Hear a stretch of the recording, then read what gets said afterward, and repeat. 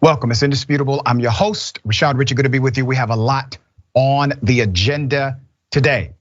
Breaking down news of the day with me, my contributor, none other than Dr. Jonathan Metzl, gun violence expert, director for the Department of Medicine, Health, and Society, and professor of sociology and psychiatry at Vanderbilt. Should be a fascinating breakdown. Top story of the day. There's a major update in the Camden County, Georgia brutality case where deputies beat an inmate who was there for a nonviolent offense. We broke this story first. Let me take you back to the original video that we shared right here on Indisputable. Here it is.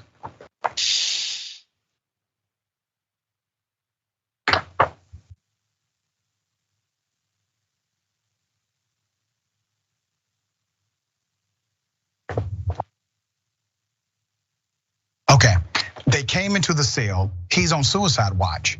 They jump him. They beat him up. He's providing no resistance. This is a gang-related attack, obviously. Look at the brutality here. Other inmates literally come to save this man. No other news agency has this story yet. We're the first to bring this to you, and I have significant background as to what happened to this man. Very sad. It continues, and what happened afterwards is that literally they did nothing to help him. Not a damn thing. They did nothing to assist him. Now, we also were in receipt of more video. Here's what happened in the hallway.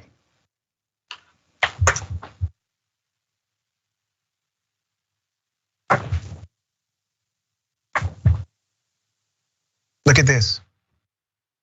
Now, we spoke to Mr. Hobbs directly. He said when he was going through this, he believed he was going to die. And in his mind, he kept saying, don't fall to the ground. You know what they did to George Floyd. That was in his mind, in his heart. Now, remember, we have an update today. Not only did they beat him, they decided to charge him with multiple crimes, including felonies, as if he attacked officers. That never happened. In addition to that, his body went completely limp. They beat him so bad he could not walk, he could not stand. So they put him in a wheelchair and did this to him. Now watch what they do next. It should definitely highlight the reality of their corruption and their criminality. Put him in a wheelchair and they threw him into the cell. His body was already limp, couldn't walk at that time. They kept him in this facility for 15 days with no medical care at all. 15 days, no medical care, no medical treatment, nothing. He could not even receive visitation from his own family during this time. Remember, they decided to charge him with crimes. This happened back in September. We received the video a couple of weeks ago. We went to air immediately, all right? Now, there's an update. A group of Georgia jail deputies are now on desk duty after a video surfaced of them circling and beating a black detainee. Attorneys Harry Daniels, Bakari Sellers, and Mario Pacella, Camden County NAACP President Timothy Besant Sr., and other community activists held a rally outside of the county's sheriff office. This was on Wednesday, calling for charges against the deputies and for systemic changes in the sheriff's department. Now, let me show you a picture of Jim Proctor. Jim Proctor is the sheriff. He's the elected chief law enforcement officer of Camden County. Based on Georgia Constitution, the sheriff is the chief lawman of that county and has the ability to effect an arrest at any time he chooses. Now, why do you think these deputies were so comfortable engaging in that kind of violence against a detainee? Well, because there's a protection element affixed inside of the culture of that jail. They knew there were cameras. Hell, they probably put the cameras up themselves. They were not afraid of these cameras. Why? Because they were not afraid of that footage leaking beyond that moment. But it did. We got it. Here's something else to note. No criminal charges have been filed against these deputies. The district attorney has not filed charges, They are still getting paid taxpayer dollars right now. Sheriff Proctor and members of his command reviewed the video, his office said in a statement on Monday. And Proctor, the sheriff, has launched an internal investigation. The deputies were placed on administrative leave on Monday. Hobbs, Mr. Hobbs, who was the victim, his legal team said Wednesday that the Georgia Bureau of Investigation is now reviewing the incident. So what do we have so far? We have a lackluster response from the actual sheriff, all right? These guys should be arrested, not on desk duty, still getting paid. We have no response from the prosecutor of that local community. We have somewhat of a response from the Georgia Bureau of Investigations. There's more. The attorneys, including Harry Daniels, the civil rights attorney, they have questioned Proctor's reasoning for taking so long. Why did it take him this long to address the issue? Hobbs, 41, was in the Georgia facility from September 3rd to September 30th and was arrested on charges of traffic offenses and possession of a controlled substance. Why did it take him, the sheriff, so long to conduct an internal investigation? Is it because the video is public? If that's the reason, it's not a reason, said one of the attorneys. The guards punched the detainee repeatedly in his neck and head for more than 20 seconds before dragging a bare-bottom Hobbs into the hallway and slamming him into another wall. One of the deputies appeared to kick Hobbs while he was on the floor. Harry Daniels, one of the attorneys, said they somehow ripped one of Mr. Hobbs' locks from his scalp. Mr. Hobbs confirmed that with us directly. The rest of the altercation is mostly out of the camera's view. There is no audio in the first two videos. There's your update. Even with this kind of evidence on the record, even with this kind of video in full view of the world, even with the exposure, they are still getting paid. They are still not arrested. Now, eventually, I do believe Camden County will have to pay a healthy fee in some settlement or judicial rendering. Yes, call it defunding the police, if you would. Here's the reality. These individuals were criminals before. They were criminals before that day. They were defined already before that moment. This moment has simply exposed them to us. Doctor, you are a specialist in dealing with things of the mind, deep things of the mind. These individuals, in my opinion, are psychopaths. Now, you may have a different conclusion, but explain to me what we just saw in that brutal beating of a detainee inside of a Camden County facility. Well, flat out, as you say, we saw a crime, right? We saw a gang attacking a defenseless individual. And part of what runs through my mind is just anger, of course, at what we saw, which is unconscionable, and anger at people who argue that there was a before and after of what we saw with George Floyd, for example, or the many other examples. It seems like every time I come on the show, there's yet another example of authority acting in this way. Now, I can just speculate, there's certainly some kind of backstory here, but there is this kind of us versus them psychology, a very tribalizing psychology that is like we're the defenders and they're the enemies, and we live in a very tribalizing moment, a very racializing moment in a way. And so I just think that the issues that we saw with the murder of George Floyd on down resonate still for a lot of people, and the idea that that was 2020 and now we're post Floyd, I really think is given lie by all of these videos. There's so much more work that needs to be done, and in some instances, just given the backlash we've seen in society, the problems seem to be getting worse in a lot of locations. So just really, really disturbing. We're going to continue to follow this story. We will update as the story develops.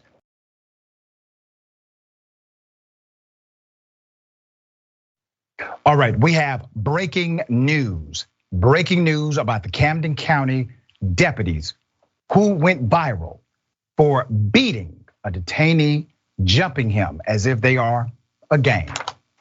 Okay, here's your update.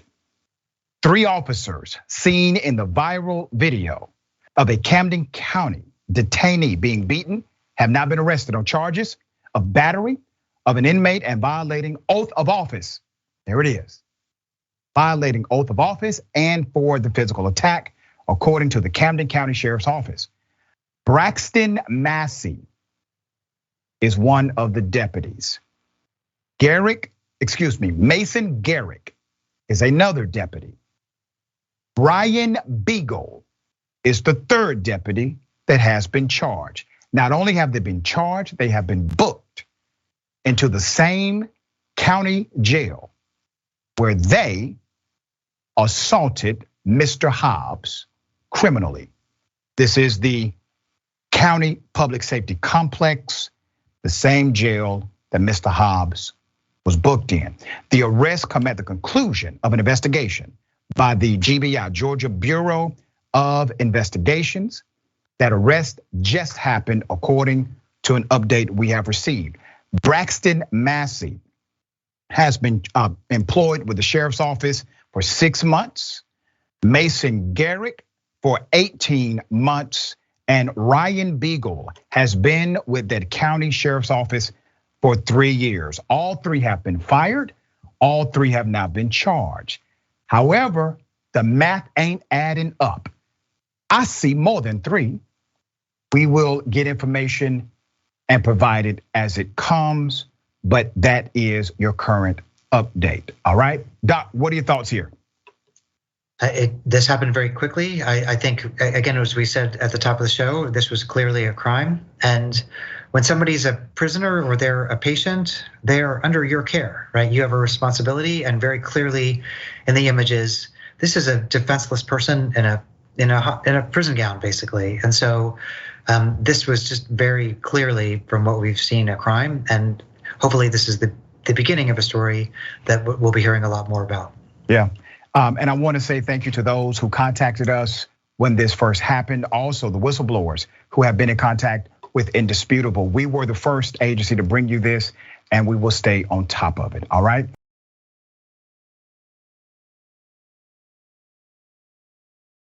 Police, according to residents, have decided to engage in conduct that is troubling, searching individuals, doing cavity searches, stripping people on the side of the road. Let me first take you to this video in Aurora.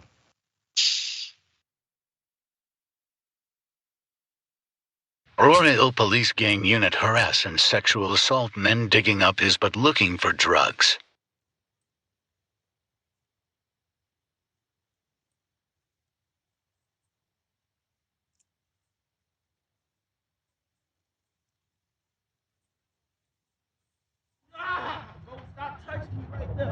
One black officer and all of them white. Y'all with black people.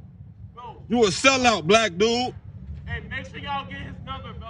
One black dude and all white officer. You a sellout.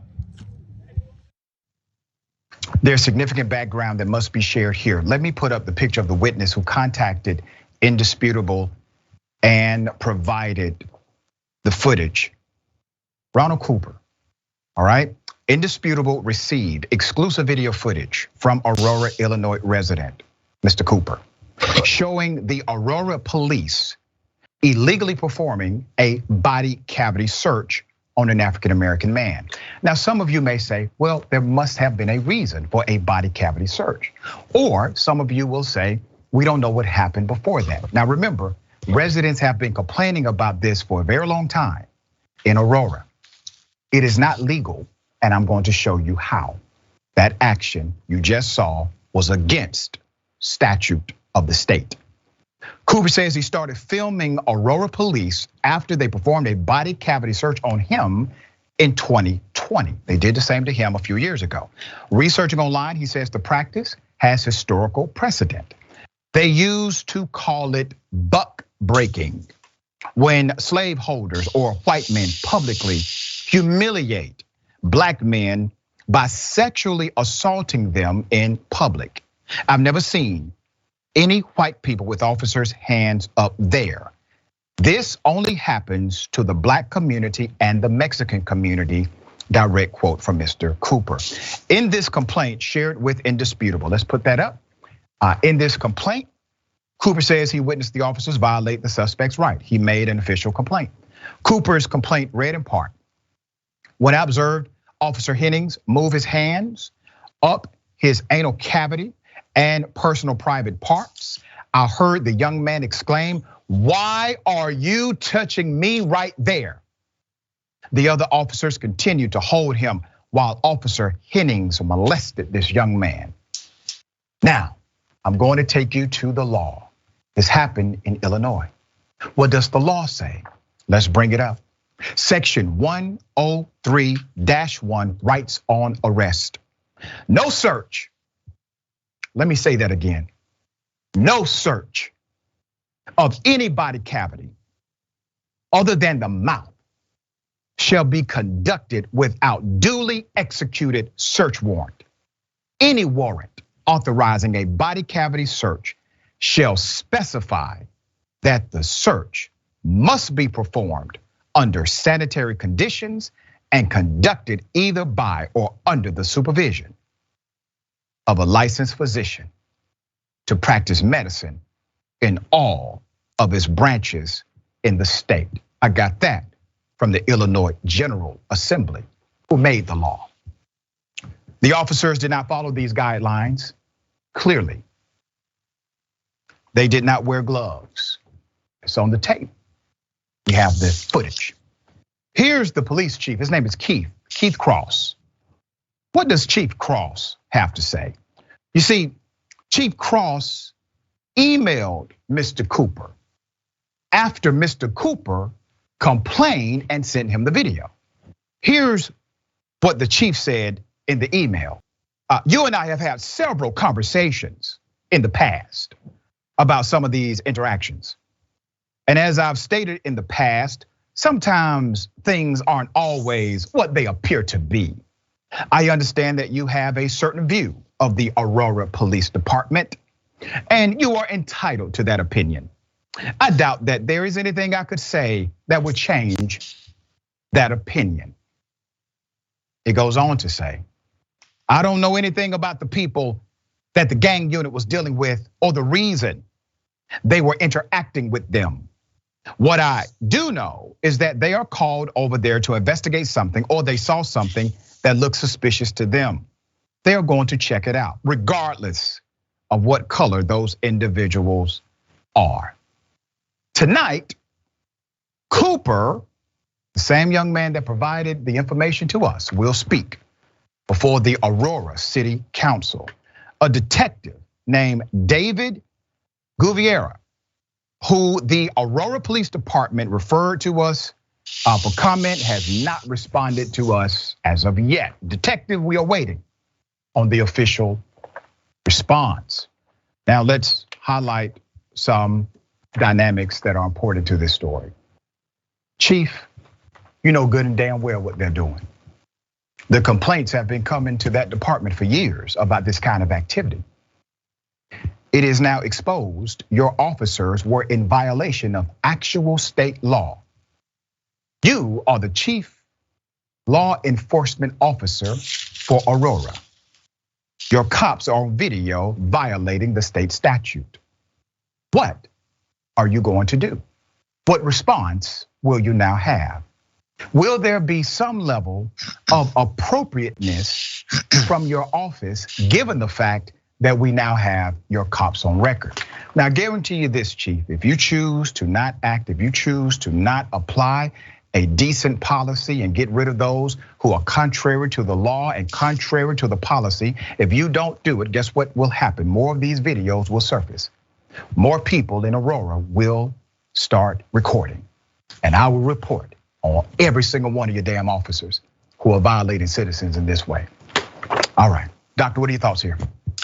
A bunch. I mean, it really goes back to what we saw before. I'd say the two main points that come to my mind first are, it's so ironic, right? We live in this law and order moment where everybody wants like more cops, more cops. But what seems like what's fallen out of that conversation is like, what's a good cop and what's a bad cop? From a medical perspective, you can actually probably kill somebody with an invasive search like that if you're not doing it the right way. Wow. You know, the mucosa is very sensitive. If it's not done with sterile technique, you can introduce an infection pretty easily, and particularly in that setting. So I just think the chief's points are kind of beside the point. I mean, of course, people want to feel safe, and of course, they want to do the right thing there. But that's different from doing like an in the field unprotected body cavity search that can be, very, very costly to somebody's health or their life. And so again, I just think that there are two different parts of this, and the chief seems like he only paid attention to one part. And then the other part is the man who was saying, you're a black cop, why are you doing this? And we can talk about it on a later show, but when I was doing my book, The Protest Psychosis, about the overdiagnosis of schizophrenia in black men, I started off thinking it was just white racist doctors that were doing the overdiagnosis. And what I found in my research is that black doctors were just as likely to overdose schizophrenia, because it was being a doctor. Actually, that was the risk factor, being part of the institution, being part of the authority figure, and using the tools of the system, psych drugs, diagnoses. That was the risk factor. The race of the person didn't really matter. And so really, I think that's important to keep in mind, that just because somebody's a certain identity, it doesn't mean they're going to act in a particular way. It's really their relationship to authority. Fascinating stuff, Doc. Thank you for that insight.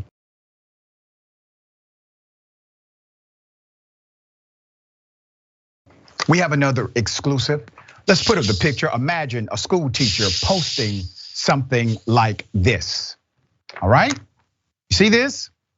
A middle school teacher at General Smallwood Middle School in Maryland was caught posting several photos of herself in Confederate gear, posing in front of the Confederate flag and showing a white power salute.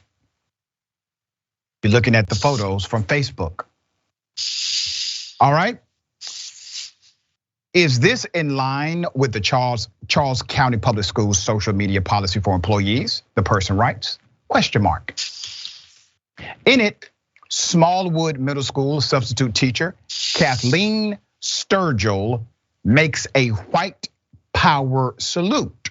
Now, obviously, we will say, well, that's a problem. This person should not be around children, right?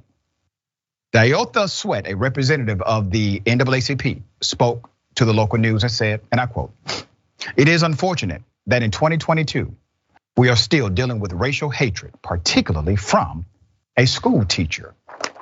The plot thickens. The parents have been demanding the district remove the teacher, but the school has pushed back." Let's put up the principal, okay? So according to various reports, the principal, the school system, they're pushing back on removing the teacher. That principal you're looking at is Brenda Tillotson. She issued a statement on November 7th advising the teacher did not violate the school's social media policy. The principal says the teacher removed the offending post, but the school would not comment. All right, that's how you want to play it, principal? I promise you a comment this week. Guarantee you that. There's more. The statement read in part, "It is a priority to me that all students feel safe and welcome at school, are comfortable to exercise free expression, and understand that not all people share their likes, thoughts, opinions, or views." What kind of statement is that? That's insane. The principal's secretary, Mrs. Long, said she could speak on the principal's behalf, but would not address the public. "Our top priority," this is a quote, "our top priority right now is the students. So we're really only concerned with corresponding with parents. We're focused on the students, so we're corresponding with parents. That was a direct quote they gave us at Indisputable. School teacher flashes white power, puts it on social media, decides to wear Confederate gear. Okay, you have a right to do that, madam. You don't have a right to teach our children.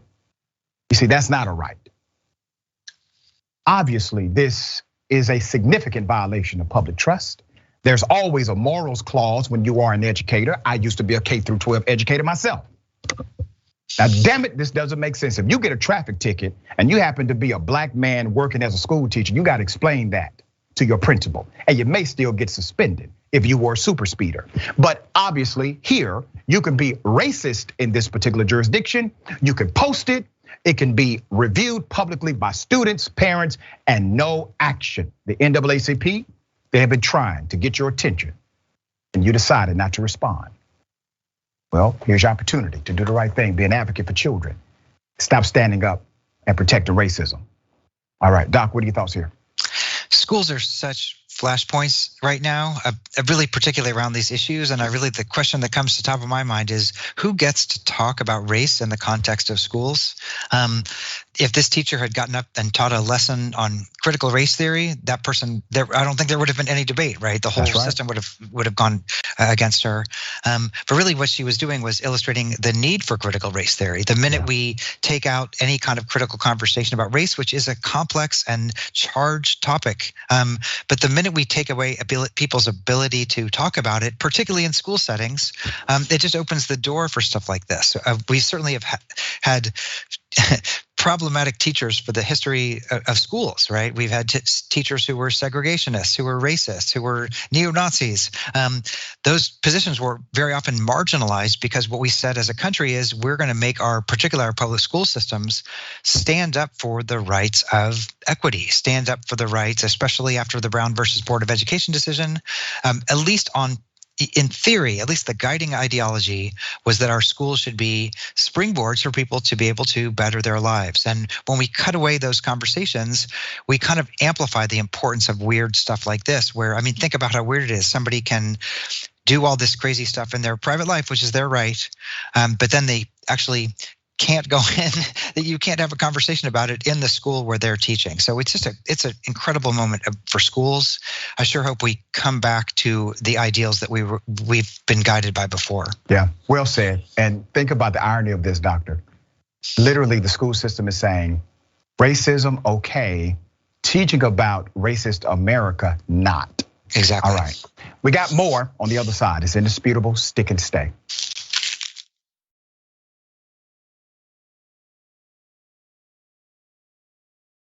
All right, welcome back. We have a lot of show left. Let me read some of these amazing comments.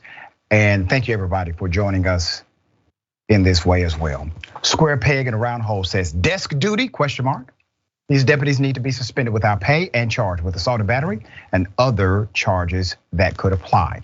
And still, people on the right wonder why those of us on the left have little respect left for law enforcement. And remember, not only did they do that, they also lied on official documents. They lied and said he attacked them and then decided to lie to a judge in order to get charges affixed to the same person.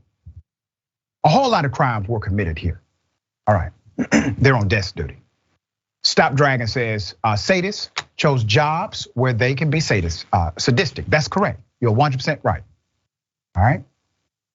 JP, thank you so much, JP. Doc, hold up that ring again so we can see it. Boom, there you go. All right, Izzy Roberts.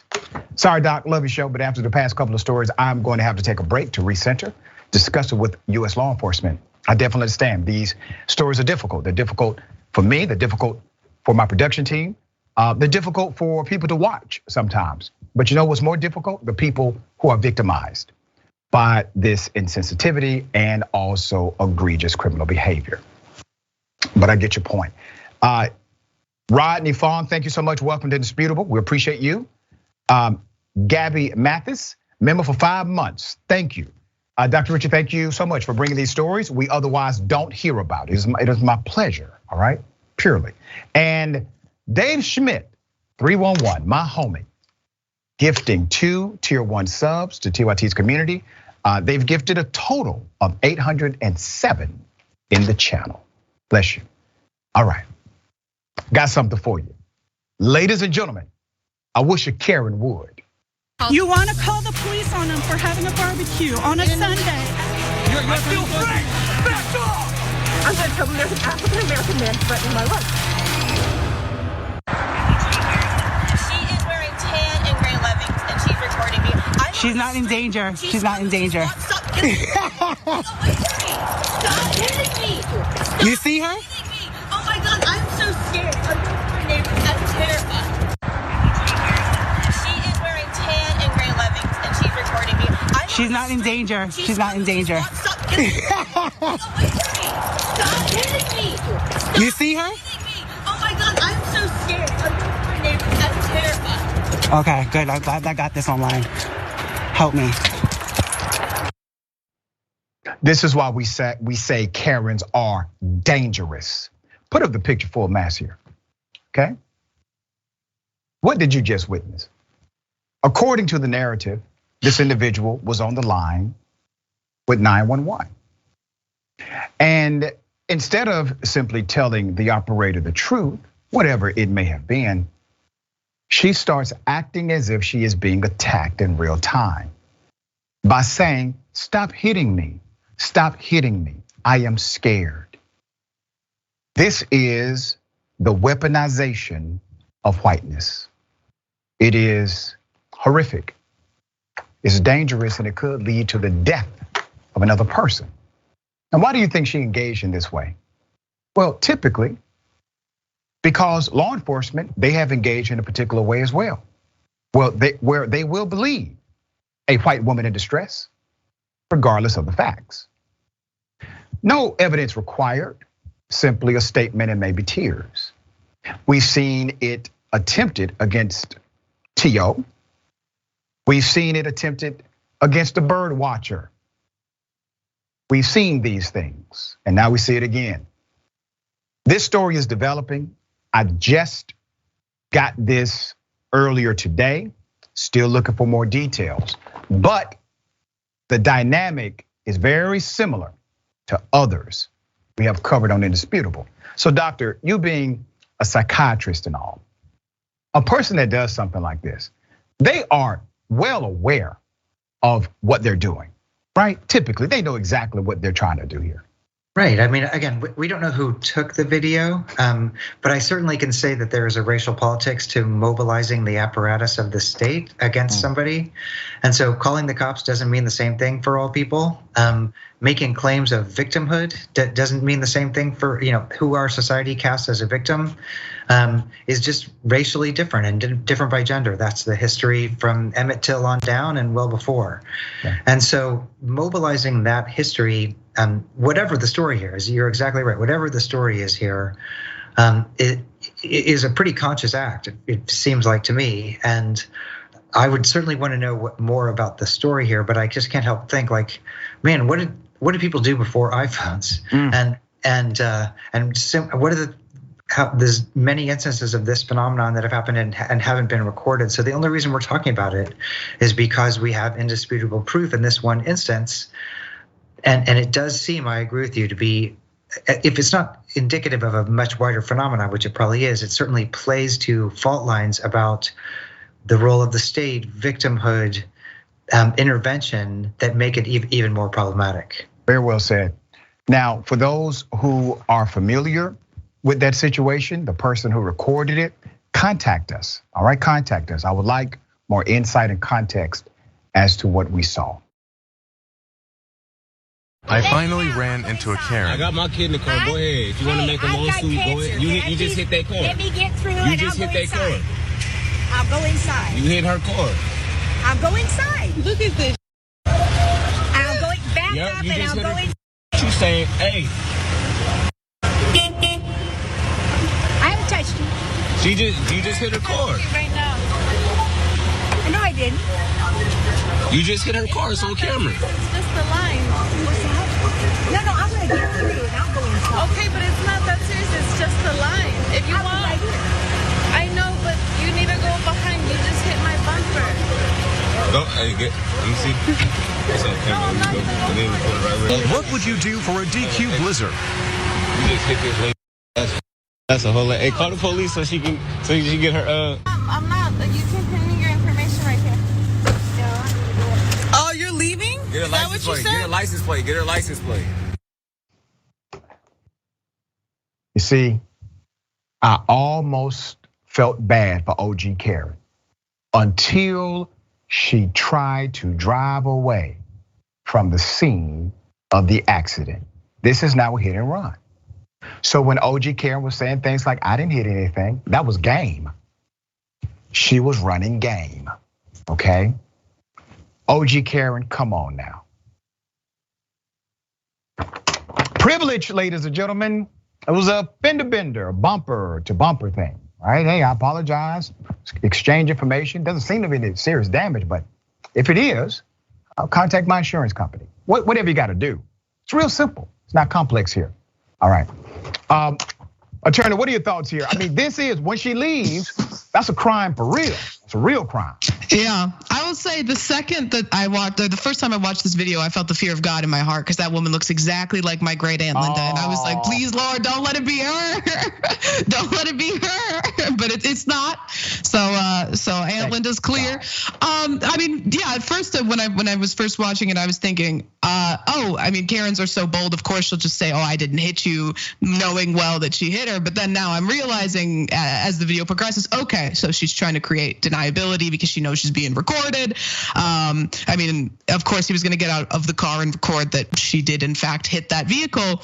But I mean, it is really a bold move to just drive away when you know that you've got at least one person recording you. You know that they've had ample time to write down your license plate number, and you know that he said he's going to call the police, so they might even be on their way already. So it is just an example of the boldness with which Karens will engage with society.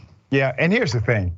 The fender bender, you're not in any real trouble unless you have like a warrant out for your arrest or something. You're not in any trouble. It's a ticket at worst, all right? Possibly not even resulting in a ticket if the two people can work it out. You're on private property. Oh well.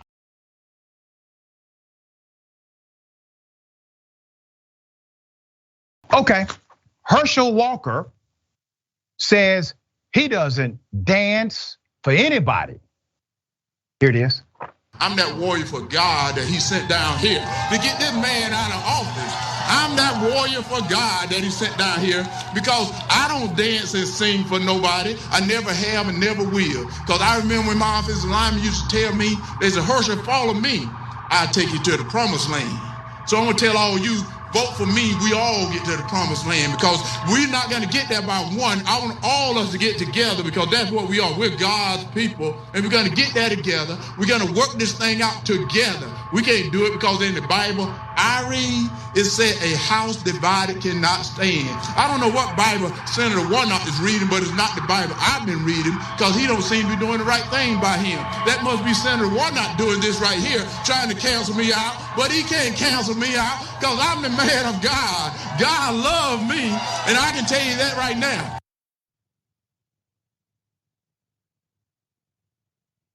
Sir, today you're comparing yourself to Moses. Last week, you told us you were a vampire. I don't know. So lying ass Herschel Walker said he doesn't dance for anybody. Well, Herschel, sir, explain this to us.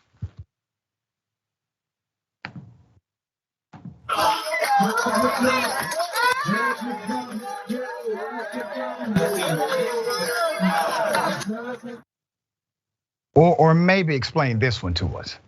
Watch this right here. All right, I want you to watch this and stay with me here if you want to do this, all right? Take a look.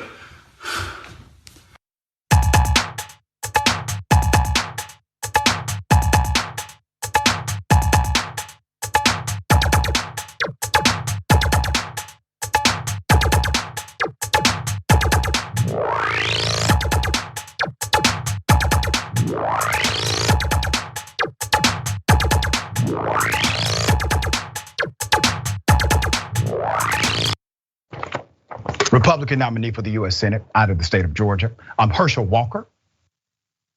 Yeah, that's him, okay? He claims that he is a real man of God, not Warnock, not Reverend Dr. Warnock, no.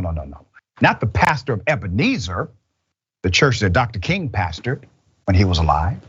No, Herschel is the real man of God. It's already starting, ladies and gentlemen, already, all right? The Messiah complex. He has it. Now, President Barack Obama is coming to the state of Georgia to campaign on behalf of Senator Raphael Warnock, all right? Let's put up the picture. The gentlemen were actually together not too long ago. All right, former President Barack Obama announced that he will in fact return to the state of Georgia to campaign alongside Senator Warnock. Why is this important? Well, it means Senator Warnock is vulnerable. It means you have to excite the base. It means that Herschel Walker could actually win the damn election. That's why you bring in former President Barack Obama. Obama, the most popular Democratic surrogate, plans to appear in Atlanta on December 1st and encourage early voting. The race was forced to a runoff because neither Warnock nor Walker received 50% plus one of the votes, all right? Now, in the state of Georgia, in order to have a mandate to govern statewide, you need 50% plus one vote. Nobody got that because of a third party candidate named Chase Oliver who took away particular votes. So let's highlight the reality of what he is in the state of Georgia. Someone who is utterly not qualified to be a US senator, echoed by his own campaign staff in leaked emails to the press. They said this guy cannot be a US senator. Not only is he raising money, not only is he highly competitive, many have him as the favorite to win because of the natural demographics of Georgia. It's insanity, it's ridiculous, but it's real.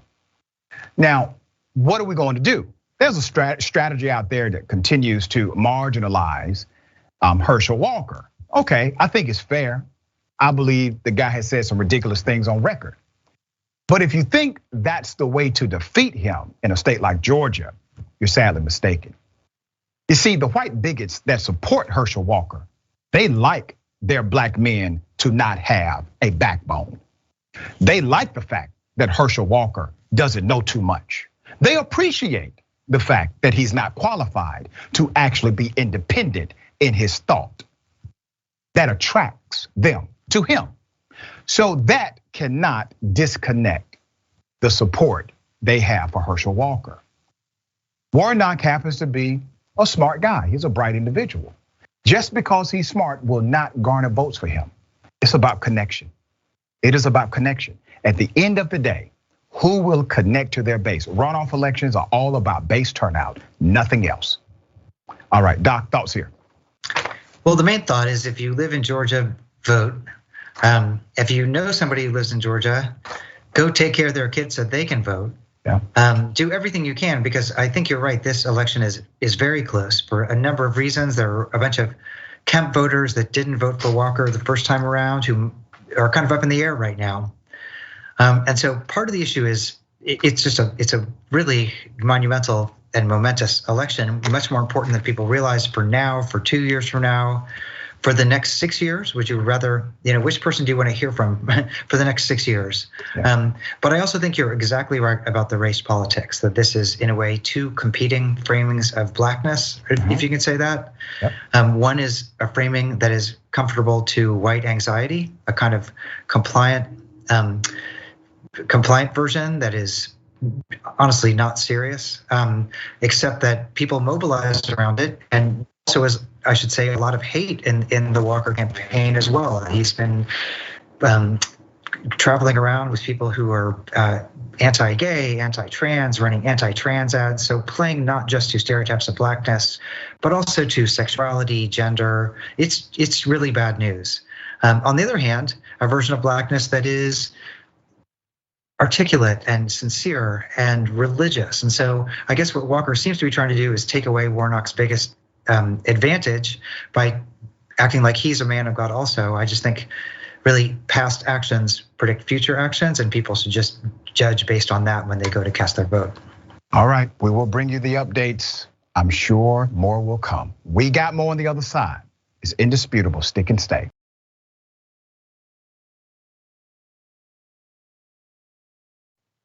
All right, welcome back. We have a lot of show. Okay, let me read some of these amazing comments. Kind of pressed for time, cannot read all of them.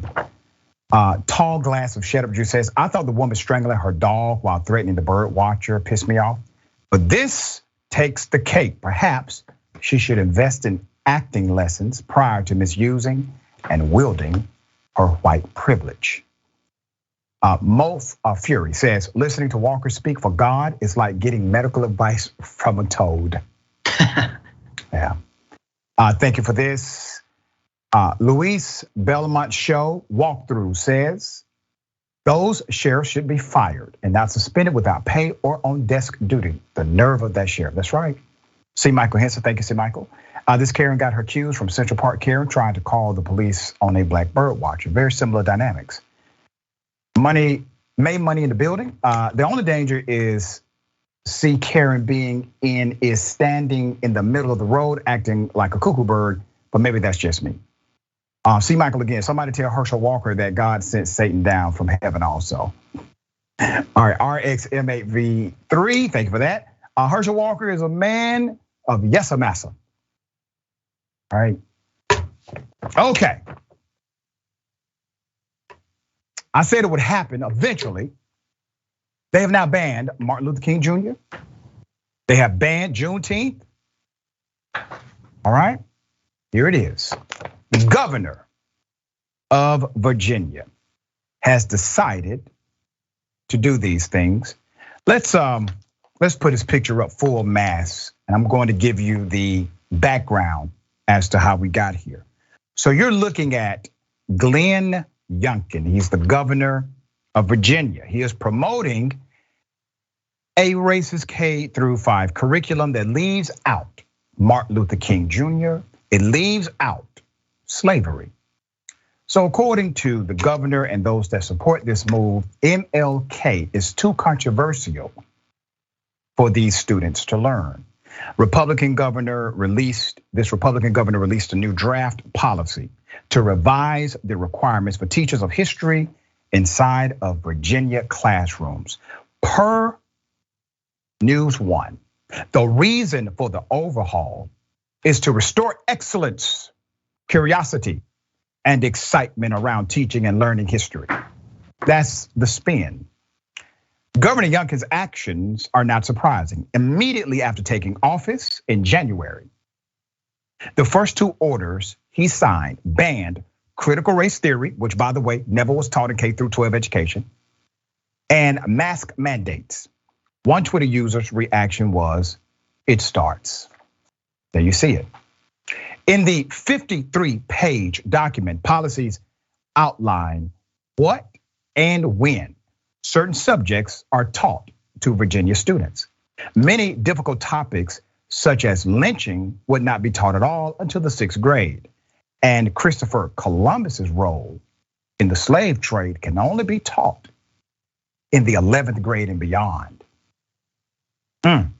Let's put up a picture of James Fetterman. Okay, he's the president of the Virginia Education Association. James says, and I quote, "It's just another attack on trying to make history what they want it to be." Mr. Fetterman, I agree with you 100%. He also said, there is also a removal of content of Martin Luther King Jr. from the K-5 standards. No mention of Juneteenth. Removal of content of LGBTQ plus histories. The resulting standards right now are racist. They are factually incorrect. They are not age appropriate and they reflect explicit political bias. James Fetterman, president of the Virginia Education Association. In accordance with the law, every 7 years, Virginia must revise its history and social science standards, okay? In 2015, the year of the last update, the former governor recommended subjects such as gender equity and renewable energy. Those recommendations were ultimately scrapped, according to 13 News. And critics of the now governor, Youngkin's new proposal are hoping his policy changes get the same treatment. Here is what we know. The Board of Education, which was originally scheduled to vote on the governor's new guidelines in August, is set to review the draft policy by Thursday. After that, the State Board of Education will hold public engagement sessions, but the actual vote is not expected until sometime next year. So what's happening? What's happening? Indoctrination. Indoctrination is happening. You eliminate moral leaders that talk to the heart of the dysfunction of America, like Dr. Martin Luther King Jr. Eliminate them from the curriculum. Start with K-5 or K-6. See if they will accept that.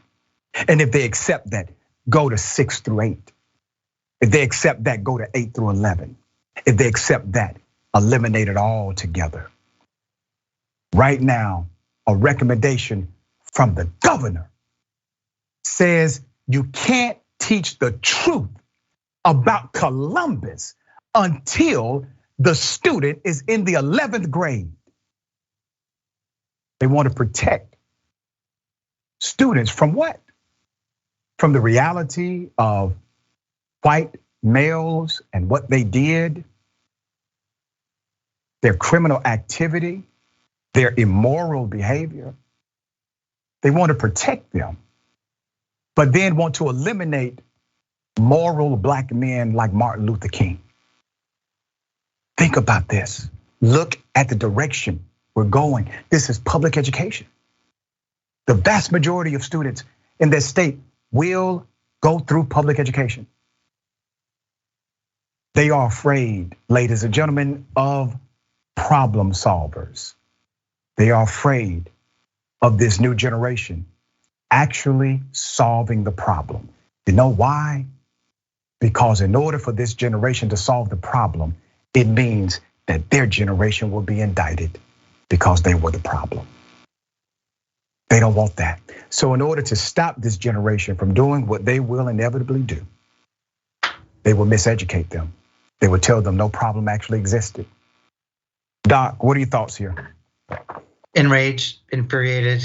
As an educator myself, the role of school is to teach the lessons of history, good and bad, to create critical thinkers and not to erase anybody's particular history. I don't hear them trying to erase a lot of white people who've done a lot of bad things from history. Right. And I just think that the implications of the way we're teaching people of the future of this country in terms of people who can problem solve in the future is really at stake here. I also think there's a bigger story just about the role of public education. I'm reading this book now called The Viral Underclass. That's a great book. I recommend it. And it talks about how we're using the pandemic and the kind of unsettled nature of it in the aftermath to create kind of two tiers of people, kind of thinkers and workers. And when you start targeting public school, not just about history, but also, in Florida, having really untrained people from the military and their spouses teaching education, or here really undercutting. I mean, no history teacher in the world is going to stand for not teaching MLK. Really what you're doing is creating even worse of a two-tier education system where you can't rise up from the bottom to the top. And in a way, what we're doing is creating truly a viral underclass, people who can't think differently, who can't think critically, who can't solve problems, who have to work so hard against structural racism to do so. And so the implications here are profound. And as you and I both know, it ain't stopping in Virginia. So get ready for much more of this across the country. That's right. And we will keep everyone informed as it happens.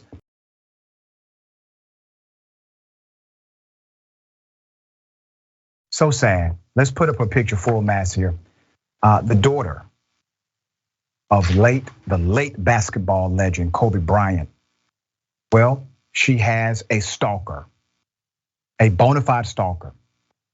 Kobe Bryant's 19-year-old daughter, Natalia, is seeking a restraining order after a gun-loving stalker keeps showing up at her school. On Monday, this USC student, daughter of the basketball legend, sought a restraining order after she claims a stalker has been doing everything he can to find her. In the docs obtained by TMZ, she says Kemp attempted to contact her, that's the person's name, 2 years ago, okay? When he was 30 and she was 17. She says he's under a delusion that they have a romantic relationship. Natalia says she has never met him, otherwise had contact with him.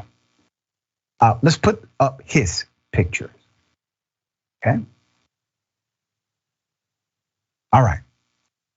She claims the man once sent her a DM with an image of her late father and wrote, "Thankful for him birthing you. Hopefully we can birth him, Kobe," adding a red heart to the message. The docs say he had the hopes of having a Kobe-like child together.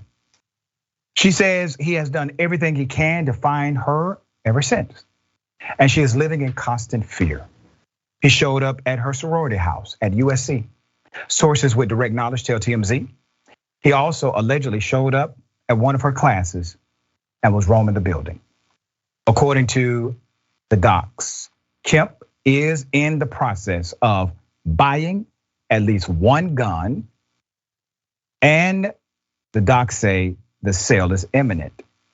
It goes on to say he has threatened to buy both an AK-47 and a fully automatic Glock.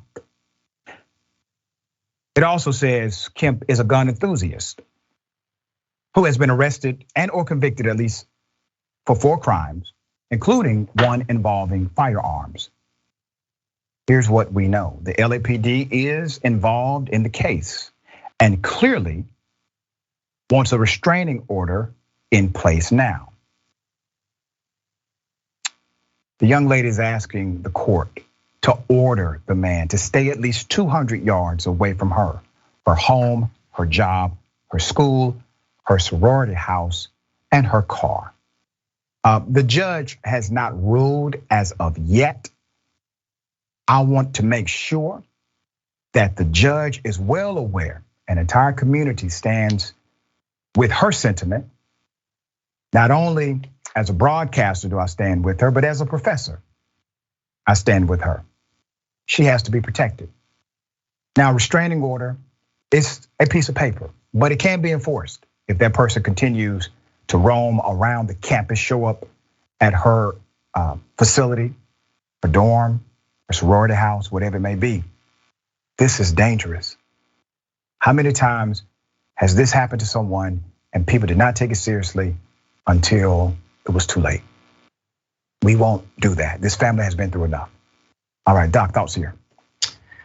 Well, first, terrifying. You're absolutely right, and serious, right? This fits a pattern of somebody who's delusional and has acted on it in some ways. And so, just in terms of the history of this, you can't take it seriously enough. It's absolutely terrifying. Yeah. The delusion that somebody famous is in love with you, that you're meant to be with them, and then you throw in stalking and guns, and it's really quite horrific. But I would also say that I'm somebody who's, as you know, studied gun policy for the past 20 years.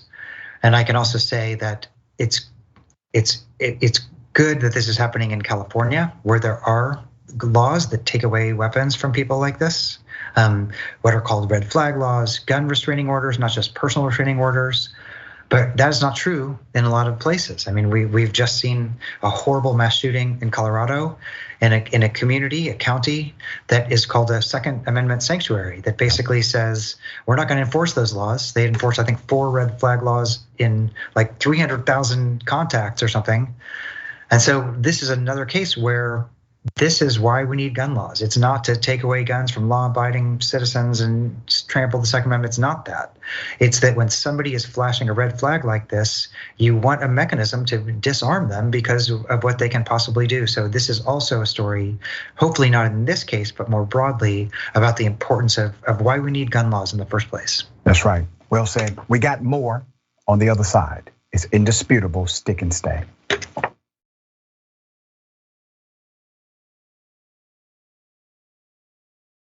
Welcome back. We have a lot of show left. Thank you for always remaining, all right?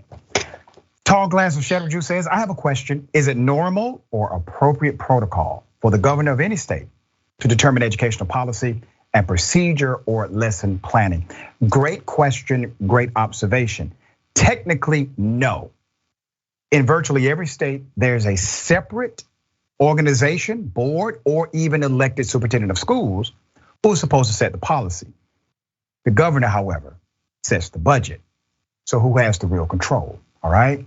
Even in this situation in Virginia, the governor is making a recommendation to individuals that he funds, okay? All right.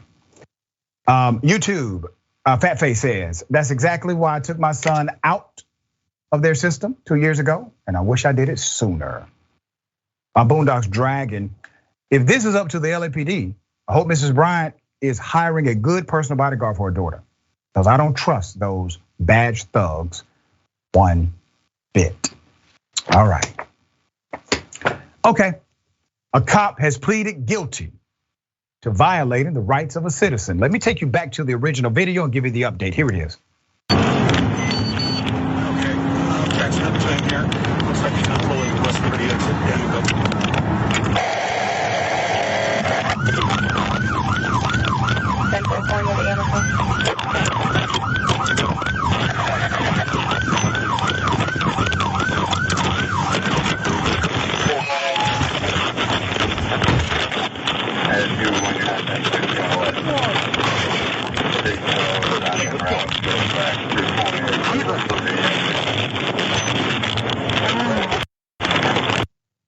Put up his picture full mass. This violent cop was a state trooper at the time in Iowa.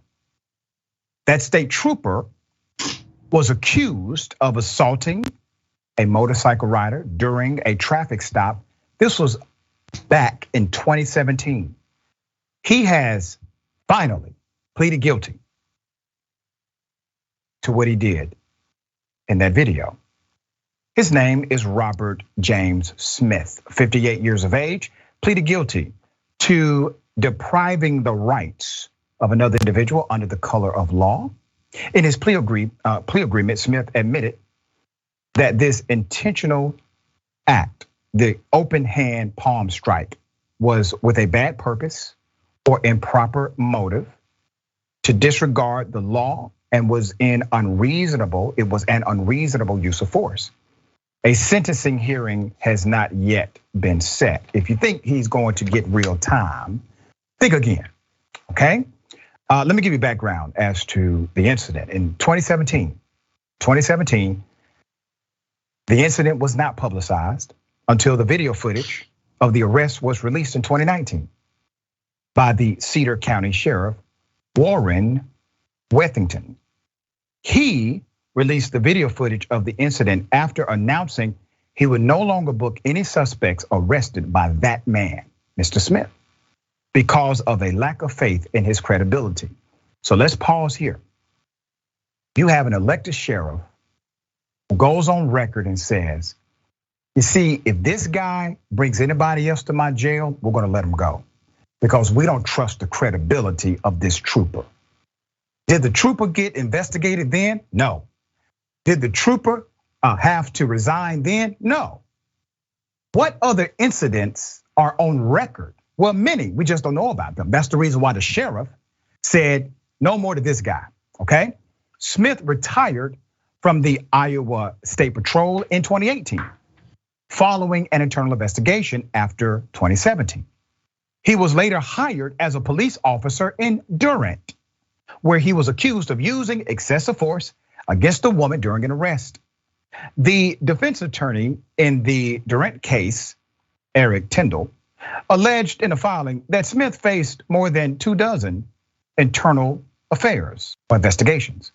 Following the video release, Smith was placed on administrative leave from that police department 1 week before he resigned. In addition to the criminal case, talking about the biker, Bryce Yakish, filed a civil suit against Smith in 2019, accusing Officer Smith of violating the rights of privacy, liberty, property, and his right against unreasonable search and seizure. That's according to court records.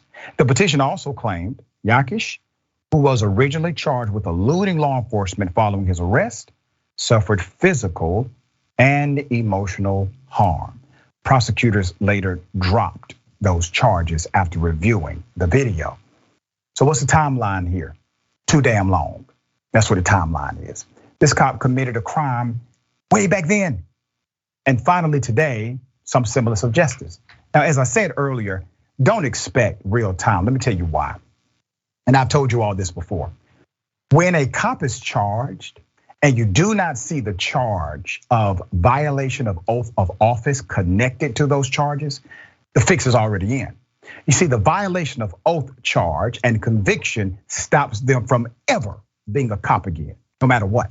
When you don't see that charge connected to the crime, when you don't see that charge connected to the cop, somehow, some way, they've worked out a deal in favor of the officer. So I do not expect there to be actual, real, legitimate jail time for the violation he committed. But at least he's off the streets. He will no longer be a cop. And hopefully the man he assaulted will receive some level of compensation for his suffering. Doc, thoughts here?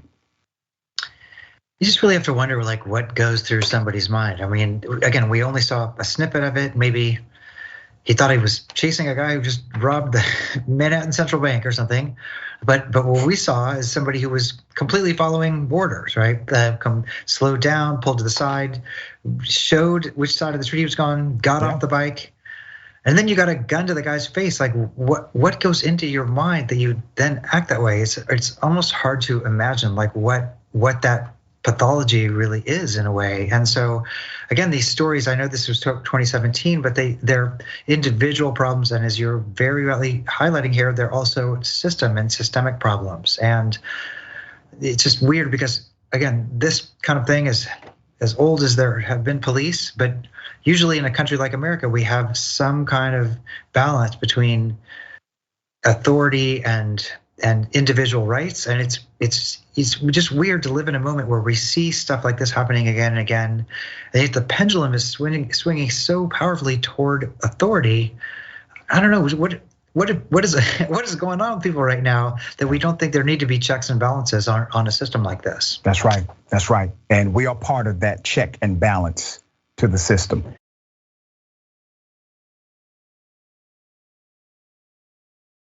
Okay, remember the story we brought you of a GOP politician calling the cops on a 9-year-old black girl? We actually have the footage. We have the tape, the 911 call. And we also have an update to the young lady. It's actually a pretty good update. Let me first take you to the call. Here it is. There's a little black woman walking and spraying stuff on the sidewalks and trees on Elizabeth and Florence. I don't know what the hell she's doing. It scares me though. Do you have any like clothing description or anything? She's a real small woman, real tiny. She's got a hood on. You can't miss her. Okay, that was the first recording we have. This was not a small woman. This was a 9-year-old child. Okay. There's more. Here it is. Hi. How are you? What's going on? Is that your mom? What's that? Oh, what are you using to sponsor? You're trying to catch him? Is this your mom coming down the street? Okay. Someone just called in and said that she was alone spraying something on the grass. She's catching I see that. Oh, you know Gordon? Okay. Yeah. Okay. Can I just get your information? Sure. I'm sorry. Joseph. Are you serious? Yeah, I guess he saw it. I'm not sure. Does he not live across the street from me? I saw it too, and I thought, wow, she's doing a school project. Yeah, somebody else helped her. She's just getting the lantern. She's like, Mommy, she's infested. Oh, she's obviously fine. We are. You're obviously next door neighbors. Yeah. I yelled at him when it's his right. No, you're not in trouble. How many did you kill? How many trees did you save? They're bad. Such a shame. Now, the cop did speak to this politician. Here it is. It's water. She's catching lantern flies. Is she really? She said she lives right here.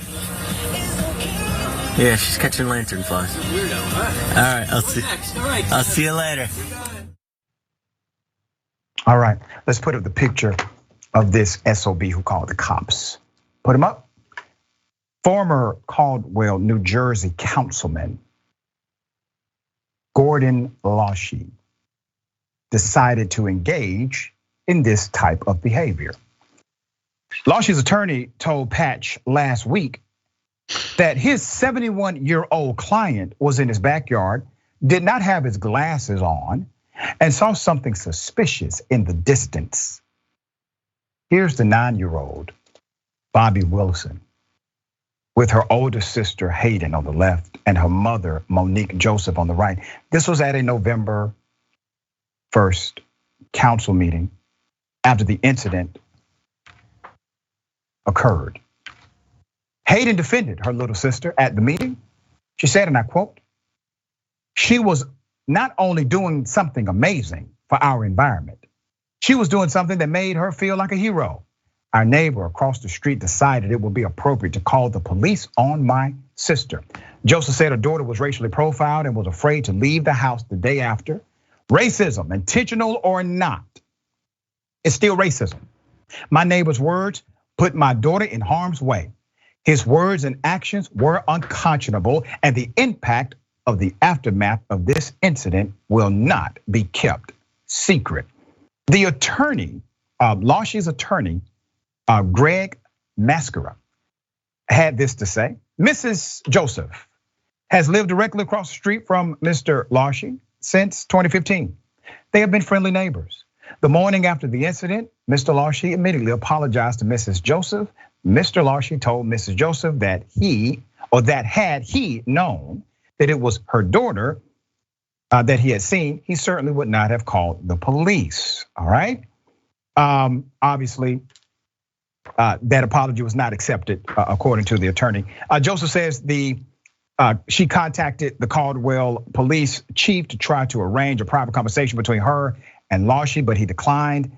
The two neighbors have not spoken again. There is a decent thing that came out of this story. Let's put it up. All right. One good thing that came out of this story was that Bobby, the little girl, and her family were recently invited to tour Yale by Dr. Oprah, assistant Yale professor and director of the SASH lab. We want to say a big thank you to that professor, and big thank you to the mother who's continuing to make sure her daughter knows that experience was not the summary of humanity. Doc, thoughts here? I mean, one thought is you can never really move into the neighborhood, right? You're always going to be seen in a particular way. I mean, there's so much wrong with that call. And maybe he didn't have his distance glasses on, but he sure had his political glasses on. Saying there's a black woman, right? Black girls very often are cast as being older than their age by white society. And then he says, "It's scaring me." Automatically linking blackness with fear. So we've seen this many times before, and it's just really tragic. And of course, in this case, not only was it his neighbor, but the city actually was trying to get people to do exactly what she was doing, right? This is an invasive species, these bugs, and they wanted people to kill the bugs to save the trees. And so she was doing the right thing for the neighborhood. And so, I hope some good comes of this. I just really, after this, as I've been following this story, and I just love the mom's quote that racism, intentional or not, is still racism. I think that's something to really, really keep in mind. And that's really where our interventions have to be. Yeah, we say it often, implicit bias, hyperaggression bias, it is still bias and it still impacts the world in a negative way. Doc, always a pleasure having you on the show. Tell people how they can follow you, check out your great work. Well, anytime, it's my honor. I'm on a platform formerly known as Twitter pretty often. And just dyingofwhiteness.com is my website from my book, and you can always contact me through that. All right, remember, take care of yourself, take care of each other, take care of the planet. Remember, the truth is always indisputable.